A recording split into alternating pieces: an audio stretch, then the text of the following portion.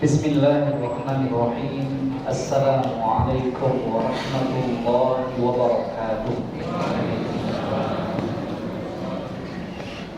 Alhamdulillahilladzi hadana lihada wa ma kunna linahtadiya laula an hadana Allah.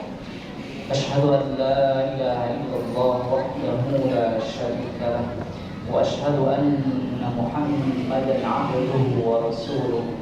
Allahumma shalli wa sallim ala sayyidina Muhammad wa ala alihi wa sahbihi ajma'in, amma ba'du. Bapak dan Ibu hadirin rahimakumullah, puji syukur mari sama-sama tentunya kita persembahkan kepada Allah yang telah memberikan berbagai karunia dan kenikmatan-kenikmatan yang agung yang tak terhingga yang Allah Ta'ala berikan dan curahkan kepada kita, sehingga pada malam hari ini sama-sama kita masih bisa melangkahkan kaki, kemudian juga melaksanakan ketaatan-ketaatan, ibadah-ibadah kepada Allah Ta'ala. Mudah-mudahan berbagai rangkaian ibadah dan amal soleh yang kita kerjakan di bulan suci Ramadan ini semuanya diterima oleh Allah dan juga dibalas dengan pahala. Amin. Salawat dan salam semoga tetap tercurah limpahkan kepada Nabi kita Muhammad sallallahu alaihi wasallam. Hadirin, dikisahkan pada suatu hari Imam Ahmad bin Hanbal atau pendiri madhab Hambali. Beliau adalah seorang ulama besar. Ketika itu beliau berpuasa. Menjelang berbuka puasa, ketika beliau akan berbuka dengan 2 potong roti, maka datanglah seorang pengemis ke rumah beliau meminta-minta. Imam Ahmad bin Hanbal merasa iba dengan pengemis itu. Dan apa yang beliau lakukan? Ternyata 2 potong roti yang telah disiapkan beliau untuk berbuka puasa, dua-duanya diberikan kepada pengemis itu. Karena beliau merasa iba, sangat kasihan. Dan ternyata tidak ada makanan lagi di rumah beliau. Lantas, lalu beliau berbuka dengan apa? Beliau berbuka dengan 1 gelas air putih. Dan juga beliau bersahur dengan 1 gelas air putih. Luar biasa bukan Pak? Namun begitulah sosok orang-orang yang ibadah puasanya telah berpengaruh terhadap perilaku kesehariannya. Dan puasa yang bagaimana sesungguhnya? Yang berpengaruh kepada perilaku seorang hamba, kepada diri kita. Bagaimana puasa itu? Puasa yang bagaimana itu? Puasa yang bukan sembarang puasa, tapi itu adalah puasa sejati. Hakikat puasa. Puasa sejati, Bapak Ibu, bukanlah seperti yang dipahami oleh kita orang-orang yang awam biasa, bahwa puasa itu kalau menurut kita adalah menahan diri dari lapar dan haus, menahan diri dari tidak makan dan tidak minum. Ternyata puasa sejati bukan seperti itu.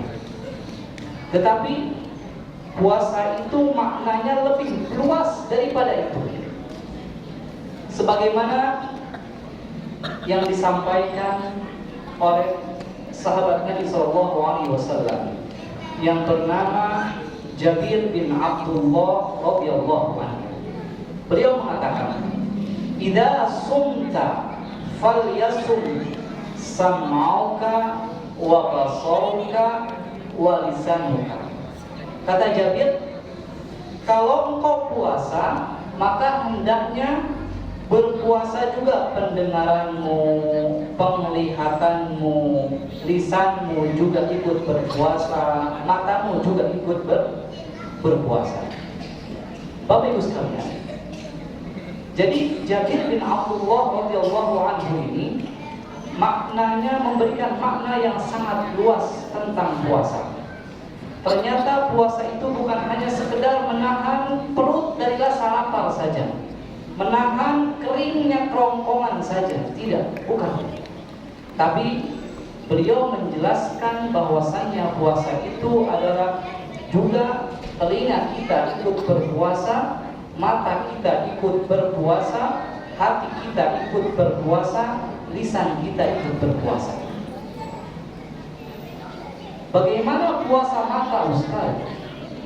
Puasa mata adalah kita menjaga mata kita ini dari hal-hal yang diharapkan oleh Allah Ta'ala untuk dilihat, demi mengamalkan firman Allah Ta'ala surah Nur ayat 30 dan 31. Allah Ta'ala menyatakan di sana, "Qul lil mu'minina yaghuddu min absarihim wa yahfazu furujahum." Katakan wahai Muhammad kepada orang-orang mukmin, kaum mukmin, agar mereka menjaga pandangan mereka dan menjaga kemaluan mereka. Pun sama Allah Ta'ala berfirman dan mengingatkan para perempuan mukminah, wa qul lil mu'minati yaghuddna min absarihinna wa yahfazna furujahunna. Katakan wahai Muhammad kepada kaum mukminah, perempuan mukminah, hendaknya mereka senantiasa menundukkan pandangan mereka dan juga kemaluan mereka. Jemaah, jadi dalam dua ayat ini Allah Ta'ala menjelaskan kepada kita, mata itu dipergunakan untuk yang tidak dimurkai oleh Allah. Sejatinya mata kita ini dipergunakan untuk sesuatu yang tidak dimurkai oleh Allah Subhanahu wa Ta'ala. Maka kita sangat heran dengan perilaku sebagian orang yang berpuasa. Katakan diri kita sendiri, ketika sore hari kita kadang pergi keluar kongko-kongko, ya biasanya disebut dengan ngabuburit sekarang. Dulu bahasa Sunda, Pak, sekarang diserah menjadi bahasa Indonesia, ngabuburit. Nah, dan seterusnya di jalan-jalan. Tetapi ternyata pandangan matanya tidak dijaga, padahal dia sedang berpuasa. Lah, maka itu sebenarnya puasa apa? Itu sebenarnya puasa apa? Apakah dia puasa hanya perut saja? Kan bukan. Mata juga harus dijaga untuk berpuasa. Inilah yang disebut dengan puasa yang sejati, puasa yang hakiki. Tidak cukup mata, Bapak Ibu sekalian, lisan kita pun diperintahkan oleh Allah Subhanahu wa Ta'ala untuk berpuasa. Bagaimana Pak Ustaz puasa lisan? Puasa lisan adalah menggunakan lisan ini dalam hal-hal yang diridhai oleh Allah Subhanahu wa Ta'ala. Kalau seandainya kita tidak mampu untuk mengucapkan perkataan-perkataan yang baik, perkataan-perkataan yang terpuji, maka pilihannya satu, diam. Nabi SAW mengatakan, "Man kana yu'minu billahi wal yawmil akhir falyaqul khairan aw liyasmut." Apabila ada orang yang beriman kepada Allah, siapa orang yang beriman kepada Allah, kepada hari akhir, falyaqul khairan, maka hendaknya dia berkata-kata dengan perkataan yang baik. Kalau tidak sanggup, aw liyasmut, maka diam. Itu adalah pilihan. Inilah puasa lisan. Ya. Aneh sekali, orang puasa tapi masih banyak ngoceh menggunjingkan orang lain. Banyak nggak Pak? Jangankan orang lain, kita pun sama terkadang. Masih saja suka membohongi orang lain, masih saja suka mencaci maki orang lain, marah-marah di hadapan orang lain. Ini sebenarnya model puasa seperti apa sih seperti ini? Model puasa seperti apa seperti ini? Nabi SAW menegaskan dan mengancam, "Man lam yada' qaula zur wal 'amala bih, falaisa lillahi hajatun fi an yada'a ta'amahu wa syarabahu." Siapa orang yang berpuasa tapi dia tidak sanggup meninggalkan perkataan-perkataan dosa, perbuatan-perbuatan dosa, maka Allah Ta'ala tidak akan menerima. Na'udzubillah, tsumma na'udzubillah. Ini peringatan keras dari Nabi SAW, Bapak Ibu sekalian, bahwa orang puasa tapi ia masih rajin menggunjingkan orang lain, masih bisa berdusta kepada orang lain, masih bisa mencaci maki orang lain, memarahi orang lain. Orang-orang seperti ini, na'udzubillah, tsumma na'udzubillah, puasanya tidak akan diterima oleh Allah Subhanahu wa taala jika tidak memenuhi syarat-syarat dan rukun-rukunnya, apalagi dia mendapatkan pahala dari Allah Subhanahu wa taala. Dalam hadis yang sangat masyhur, Rasulullah SAW bersabda, "Laisa min syiyamihi illa al-ju' wal 'atash." Betapa banyak orang yang berpuasa tapi puasanya tidak mendapatkan apa-apa kecuali lapar dan haus saja. Mudah-mudahan puasa kita tidak tergolong puasa seperti itu. Lalu apa puasa telinga itu, Ustaz? Sama.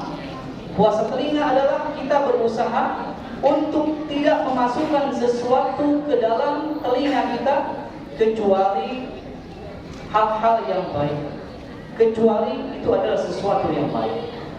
Maka jangan kita habiskan waktu Ramadan kita, hari-hari di dalam bulan Ramadan kita, dan juga waktu ketika tidak berpuasa atau di bulan selain Ramadan untuk mendengarkan gosip-gosip yang biasa disiarkan di acara televisi yang membahas tentang aib orang lain, atau kita nimbrung bersama tetangga, berkumpul bersama, kemudian membicarakan aib orang lain, membuka aib orang lain, membongkar aib orang lain di hadapan umum.